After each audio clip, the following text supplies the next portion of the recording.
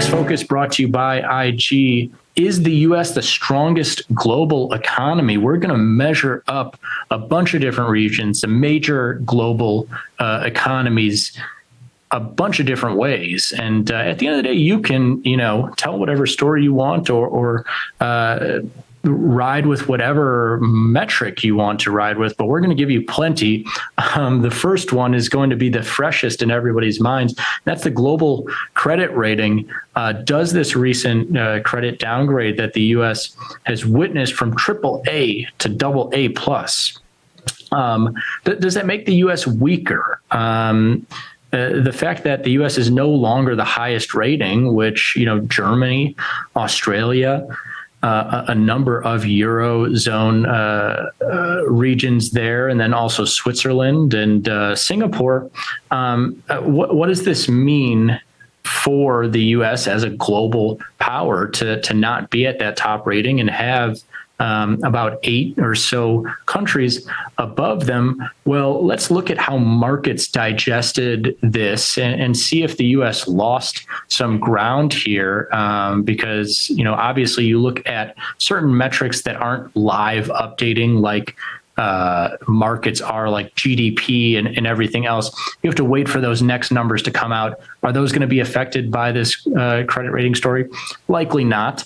But let's look at what has occurred and see how you might measure the U.S. outside of that credit rating piece, which I don't think you would measure the best economy globally by that. Of the majors, the U.S. still has and has had for the last year or so the highest interest rate of these global economies. And a lot of people, this might seem, a weird metric to go to, but the highest interest rate here is really a measure of how strong your economy is, in that your central bank feels that it can have 5.5% interest rates and have their economy still hum along. I mean, you're seeing U.S. stocks still outperform crazy. I mean, look at Apple and Microsoft and Meta jumping back into the mix.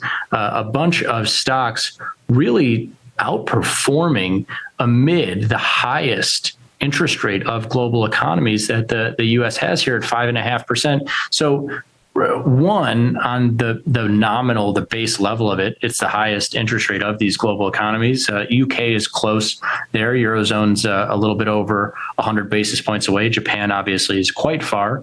But then also, just to throw into the mix, some of these, all of these countries that are higher credit rating have lower interest rates than the U.S. does currently.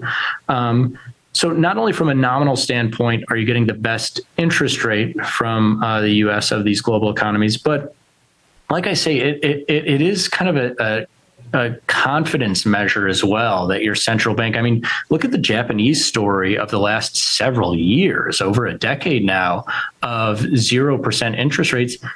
Why are they 0%? Well, because the central bank there isn't really confident enough to raise those interest rates and see the effect of that on Japanese companies and Japanese consumers.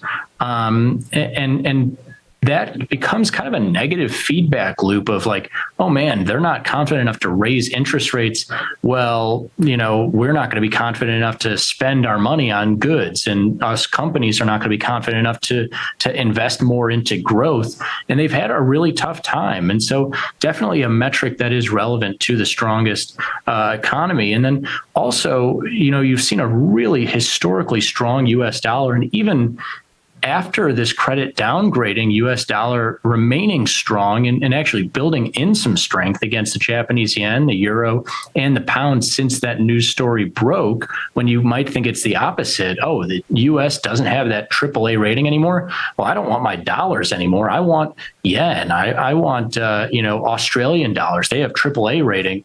The U.S. has remained strong amid that story, and has been consistently strong just over the last several months, still near 30-year highs against the Japanese yen. As you can see, we have 30 years of data for you. They're not at those highs, but they're pretty close. I mean, at 140, above 140, that's, the highest that they've been since the late 90s there.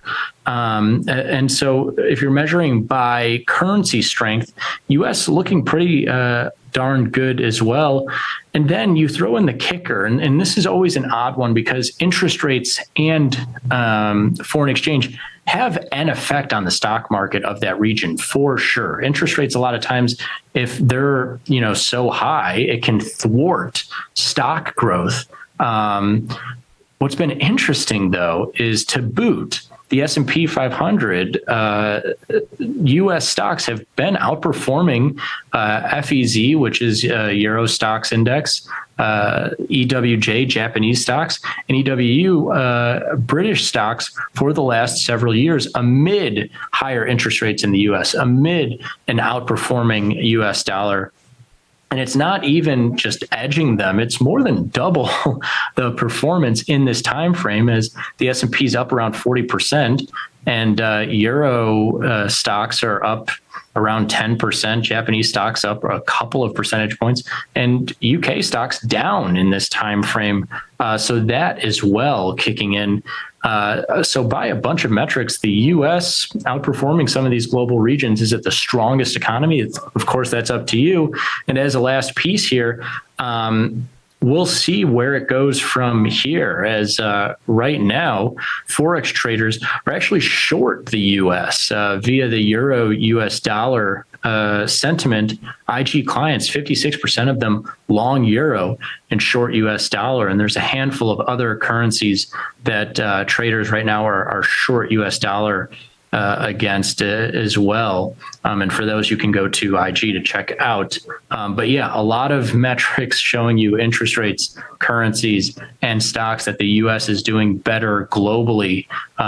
We'll see if the traders are right in being short that U.S. dollar for at least the near-term future.